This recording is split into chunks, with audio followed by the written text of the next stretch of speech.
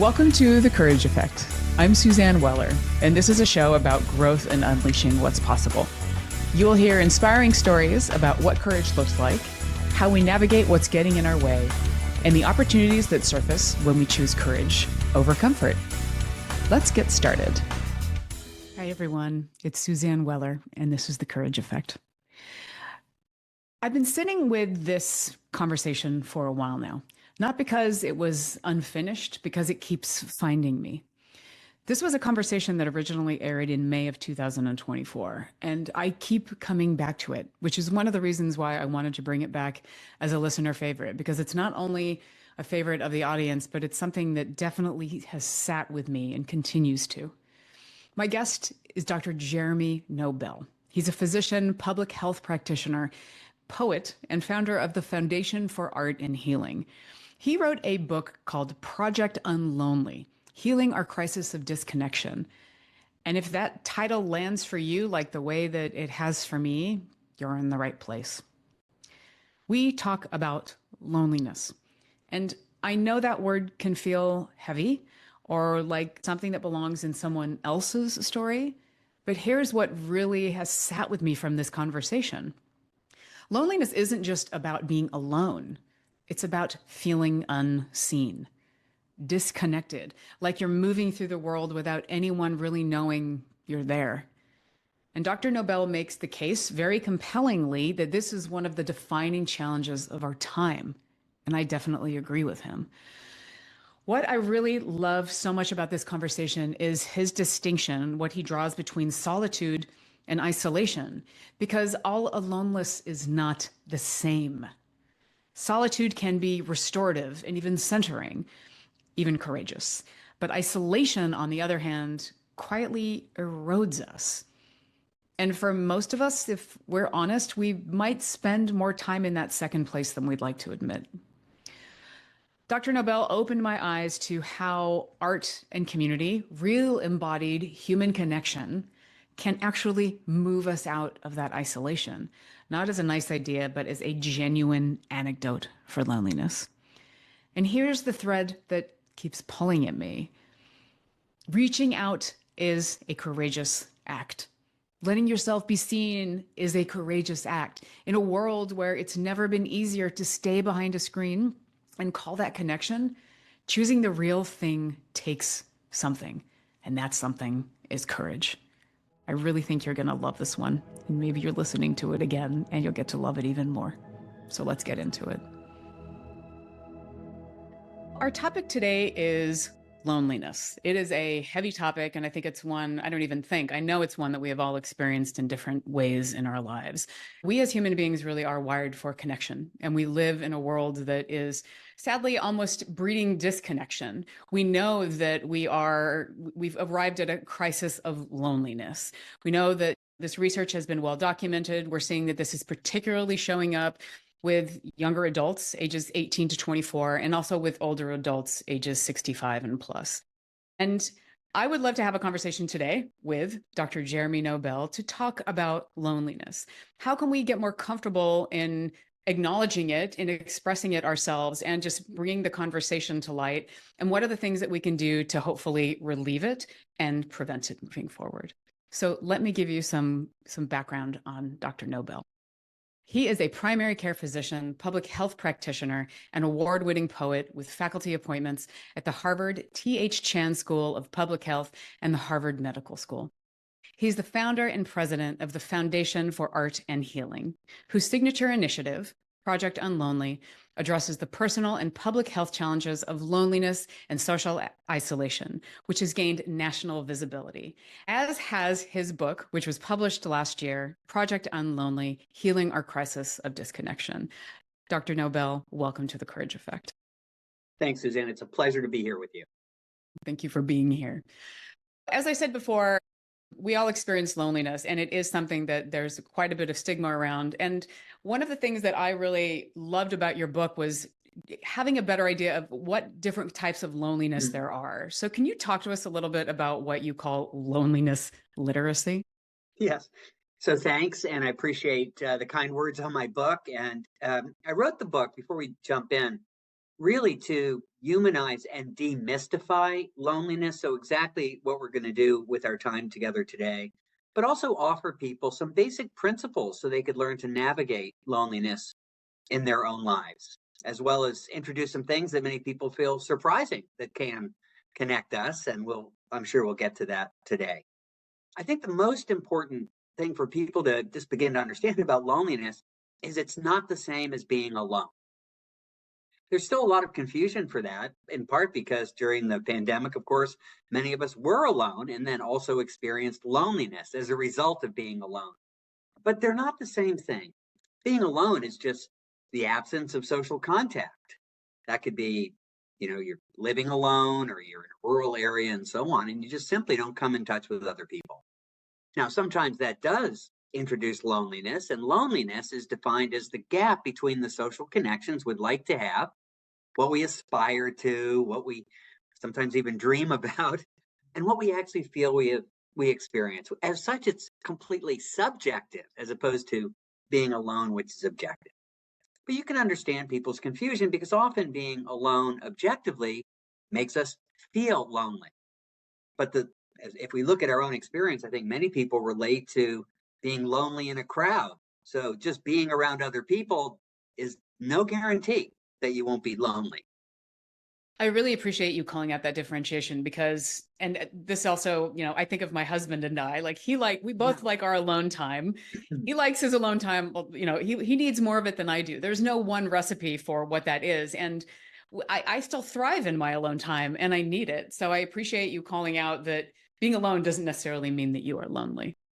Absolutely. In fact, being alone can be such a positive experience. We have a fancy word for it. We call it solitude sometimes. Well said. Yeah. But Suzanne, you asked about types of loneliness. And I'll have to say, of all the things that I learned in the 10 years or so that I've really been digging into loneliness, realizing that since loneliness is a mood or an emotion, very much like love, and there are many kinds of love, it shouldn't surprise us that there are different kinds of loneliness. And through our work at the Foundation for Art and Healing and Project Unlonely, we've identified three kinds of loneliness that I think it's useful for people to know about. The first is psychological loneliness. Do I have someone I can connect with? The second is societal loneliness. Do I feel I fit into society or am I being systematically excluded because of race or gender or disability? And the third, in some ways, the most intriguing, is a kind of spiritual or existential loneliness. How do I fit into the human story? What was here before I arrived? What will be here after I depart? Does my life have meaning, purpose, and consequence? So those are the three types. And as you could imagine, you could have one, two, three, or none of those types. But what I also want to emphasize is loneliness, the feeling we need human connection, is in some ways the most human of our emotions. And we're all lonely from time to time. That's nothing to be concerned or fearful of. We just need to recognize it and keep it from spiraling into severe, chronic, and sustained loneliness, which is quite toxic, both mentally and physically. I appreciate you calling that out. And the one question that I have for you is that, when I'm feeling lonely, it's like, what is this telling me? I love that framing. In fact, Suzanne, that's something I urge in the book, which is not treat loneliness as your fault or that you're defective or flawed, which many people do. They think that, being lonely is because they're defective in some way. Otherwise, they'd have an abundance of exactly the kind of connections they want. But just as you say, to imagine loneliness as a signal, there's something you need. Just like thirst is a signal we need hydration, loneliness is a signal that we all need some degree of human connection, which, by the way, includes connection to ourselves. Yes. Well, and it's also, I think people are just so afraid to admit it, right? I mean, because when we reach out, it's like, oh, I wanted to say hi, or I wanted to have a conversation. I think it's rare that we say, I'm reaching out because I'm lonely. Well, it's so the focus of your podcast, and I love the word courageous applied to the choices we make. It requires a certain kind of courage in our culture to be able to say we're lonely.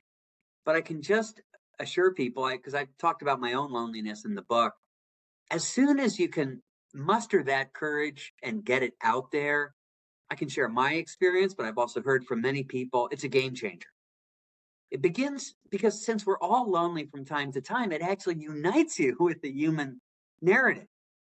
And as I said, I think being lonely, the sense that we need human connection from time to time, is one of the most human of feelings. And it's not a disease, it's not an illness, and it's not certainly not something that you should view as your fault.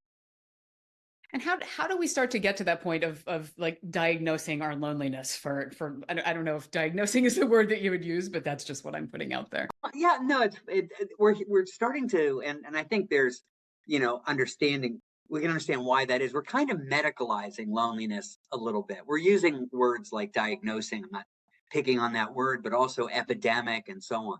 Mm. My only concern with it, what I do like about it, is it raises it in our consciousness, right, to bigger levels of more sustained attention, right? When it obviously is stigmatized to a certain degree. But here's the risk, which is if we medicalize it and what's, to use a fancy word, pathologize loneliness, people who struggle with loneliness are prone to saying, well, here's something else that I'm just terrible at. I'm not even, I've got this other problem. Rather than, as you said, Suzanne, view it as a signal. I know very few people who are embarrassed about being thirsty. Why are we embarrassed about being lonely?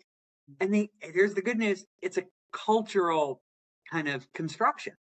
In our culture, we've been trained, or we get cues and signals that we're supposed to feel a little ashamed of being lonely. And the good news is anything that's culturally created can get culturally recreated. And that's the power of your show and these messages, to really just begin to understand loneliness, demystify it, and humanize it. I love that. I mean, and it is demystifying it. I think that it's just a matter of getting to that point of as you said, what's it telling me? Yeah. And then figuring out, okay, where do I go from there? And I'm also really struck by, how we ask people questions to know when they're lonely or not. Are there any from your point of view, how do you broach that with somebody? A lot of it depends on the kind of relationship you have with them, of course. What I have to say that there's room for it in more conversations now than there used to be. Because imagine, now that we've all gone through this shared 4 years of certainly more isolation and for many people more loneliness, it's now less threatening to have a conversation that begins something like, you know, I was always lonely from time to time, and then the pandemic really, accentuated that. I'm wondering how it was for you. A simple, open-ended question that people can navigate at whatever comfort level they have. But just asking the question destigmatizes it. Just saying the word out loud destigmatizes it. So that's how we can be helpful. And many people, when you invite them to have those conversations, they're cautious about it because they're still struggling with, okay, should I be guilty about this, or did I do something wrong? But I think more and more people feel comfortable responding. So we're moving in the right direction. Well, maybe that's one of the gifts of the pandemic. I think it is one of the silver linings for sure.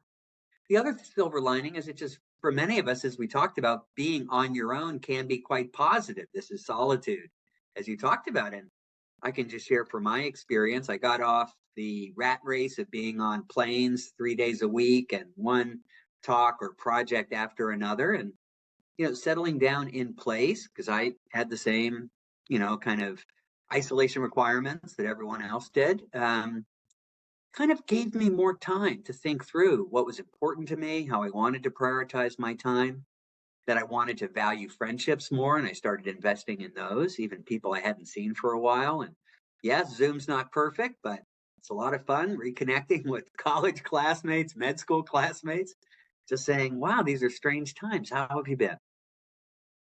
And it does really sort of give us that opportunity. As you said, it can actually be seen as a springboard. So, and how do we do that in a way that's creative? And that is one of the things that I want to talk about in the second half of the show, is the arts. And really, how do we use arts and creativity as something to be able to connect with people in a new way? And hopefully, as you said too, connect with ourselves, because I do feel like a lot of the isolation that we experience is not necessarily knowing ourselves and getting into that more existential zone of Who am I? Who am I now? So yeah, just small questions. Wonderful small questions, but they really take us on a journey that could be quite exciting, quite rewarding, but it does take some courage.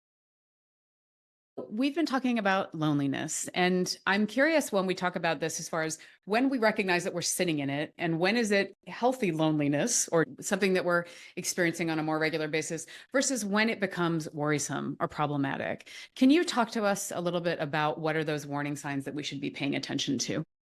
Absolutely. It's so helpful for everyone to know, not just for their own self-care, but to keep an eye on people they care about, neighbors, friends, and so on. So as I mentioned, Suzanne, everyone is lonely from time to time. It's a very normal, very human feeling. When should we worry about it?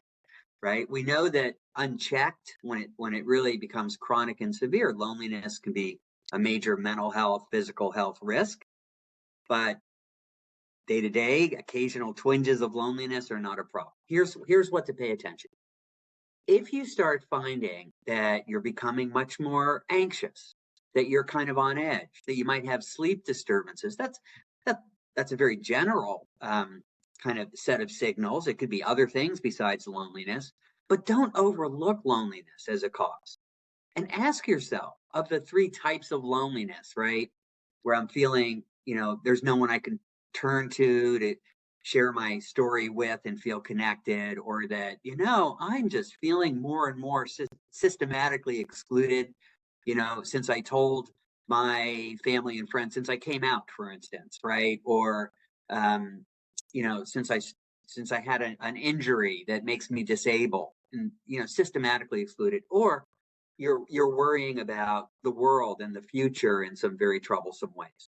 So if you find that your anxiety and your feeling ill at ease is accompanied by these other thoughts of loneliness, that is a signal that you might want to pay more attention to the social connections and deliberately cultivating to connect with people you may not have talked to for a while, or take advantage of anything from a book club at the local library or something that puts you in connection with others and just enables that beautiful human connection to unfold. Yeah. Now, some people say, well, but if I knew how to do that, I wouldn't be lonely. And that's right. But here is in a way, maybe approach it again with that curiosity, to be playful a little bit and saying, you know, I've always loved going on walks in nature. Why don't I find a group to go out on a walk with? Something, share something with people that you feel an authentic connection to. Sometimes it's volunteering. Sometimes it's getting involved in some kind of service work in your community. So there are a variety of things. And the reason that's so important is as we start to get lonely, our brains start to change. We start seeing the world as risky. And of course, most people know from their own experience, when they're lonely, their first thought isn't, why don't I just jump in and spend more time with other people? It's an unpleasant feeling. You tend to back away. When you back away, what happens? You get lonelier. And then people start noticing, because you're a little lonely, people are often hesitant. They're not the first to smile. They're not the first to reach out and connect with people. And then other people say, well, I guess Jeremy wants to be alone, or wants to, be off by himself. And they start to leave you alone. As a result, what happens? You become even lonelier. So as then you get even lonelier, this is a phenomenon called spiraling. Sometimes people start altering their behaviors. They start looking a little less friendly, even hostile, because they're afraid of human connection at this point. They're fearful that they might have their feelings hurt or whatever. So other people see that and then they certainly back away, and then you become lonelier.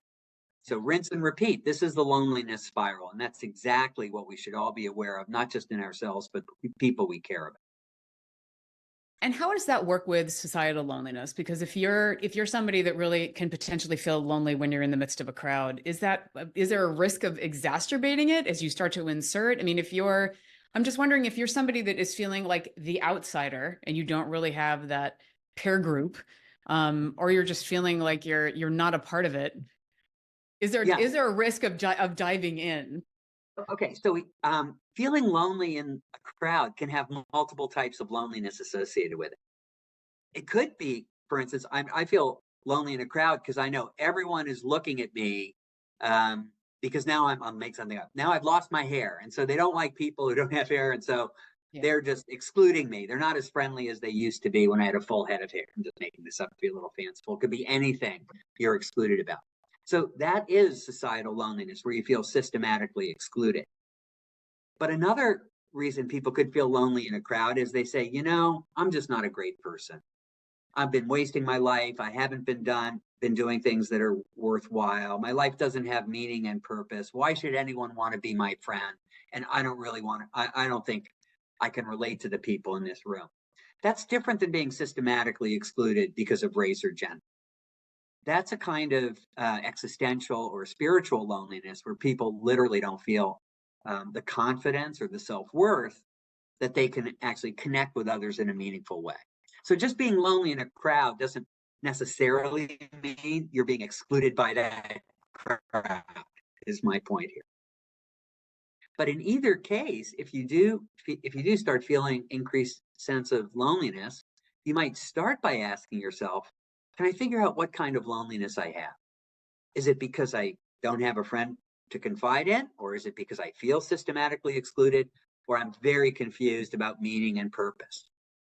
The reason it's useful to identify the type of loneliness is because what you would do to address it is actually different. If the problem is, I just don't have friends I can have an authentic conversation with, you can get involved in activities you care about that puts you in touch with those friends. If you potential friends, things you really, that are meaningful to you are likely to be meaningful to the other people doing them, and becomes a natural opportunity for, what often start as simple conversations, not your deepest disclosures, but just, wow, it's great to see you today here at this book club talking about, right, whatever it is. But then it lays the foundation that you can then risk slightly more disclosure. So I'll come back to courage as a theme again. One of the things that's absolutely critical and sometimes hard to do in making authentic connections is to give people something authentic about yourself to connect with. And so you have to tolerate the discomfort of that disclosure. And that takes courage. Because then you're thinking, well, if they knew that I was born in such and such a country, maybe they hate people from that country. And yet it's very important for your identity. So you want to share it. It's important. And it just goes, right down the line in terms of needing courage to be willing to risk disclosing so people can see you for who you are and connect with you on a human and authentic level. And sitting in vulnerability too is one of the things that I'm hearing, which obviously goes hand in hand with courage. No, absolutely. And I think, Brene Brown has done a great job really in clarifying and humanizing vulnerability. I don't want to even imagine I'm at her level of being such a powerful educator and model, but it's very similar. To be able to acknowledge vulnerability requires similar courage to acknowledging loneliness. Yeah.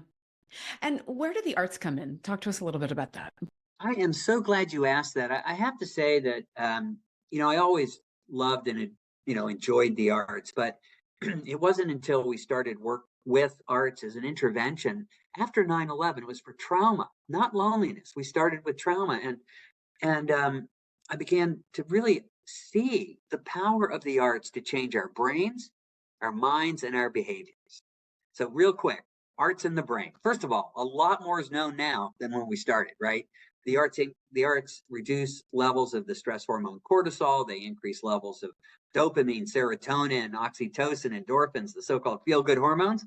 So if you do the arts, at the very least, you're calmer and you're in a good mood. That's not a bad way to connect with people. But the arts also change how you make sense of the world. Things that are threatening look less threatening. They look inviting. And it opens the door to empathy and compassion and other very important mind states, psychological states for connection. So the arts also change your mind. And then with this open-mindedness, often based on kind of the stories that the arts share, whether it's dance, music, poetry, you're willing to share your own story. And so it actually changes your behavior. So it changes your brain, you're calmer, you're less threatened by the world. It changes your mind, where you're psychologically more eager and willing to connect, and enthusiastic about those connections. And then ultimately you do those behaviors, and that's what connects you. Love it. And I love the whole idea of like rewiring your brain a little bit and paying attention to, I mean, what I'm hearing is noticing when you're feeling these things, diving in a bit deeper to investigate where it's coming from, and then starting to experiment and try new things to not only just connect with people, but to potentially use your brain differently. And real quick, just to kind of wrap up this thought, remember that negative spiral? Yeah. The arts and creativity and imagination can create a positive spiral. So as you get more optimistic about the world, you see more connection, you feel more part of the bigger human story. You can be bolder, you can take more risks, you can, say hello to people you otherwise would pass by on the streets and be surprised at how warm their welcoming smiles and comments are, and you become more connected as opposed to more disconnected. Yeah, that's beautiful. I love that the last chapter of your book is called The Call to Connect, because that really is what all of this is. The courage to to connect. And it does take courage for sure. And what I tell people is just remember, like other human courageous acts, you're not alone in doing it. It feels like you're alone sometimes. That's kind of the trick our brains, kind of play on us, but you're not alone. We're all eager to connect. Yes. Thank you for this conversation. Thank you for the work that you do. Thank you to Cindy Elkins for giving me your book and introducing me to you. It's important work, and I have so much appreciation for it. So thank you, Dr. Nobel. Well, and Suzanne, thank you for giving me this opportunity. Wonderful. All right. Thank you so much. With gratitude. Thank you, everybody, for listening. Stay courageous. The Courage Effect is brought to you by Weller Collaboration. If you're looking for a leadership coach, maybe a speaker or a consultant to help you or your team be more courageous and adaptable, we would love to have a conversation. More information is available via the links in our show notes. Please spread the word about the Courage Effect. You taking a few minutes to rate or review your favorite episodes or share them with people in your universe makes a big difference. And don't forget to subscribe so you never miss an episode. For more information about the show, me, our amazing guests, or you'd like to apply to be a guest on the show, please contact us via our website at thecourageeffect.com.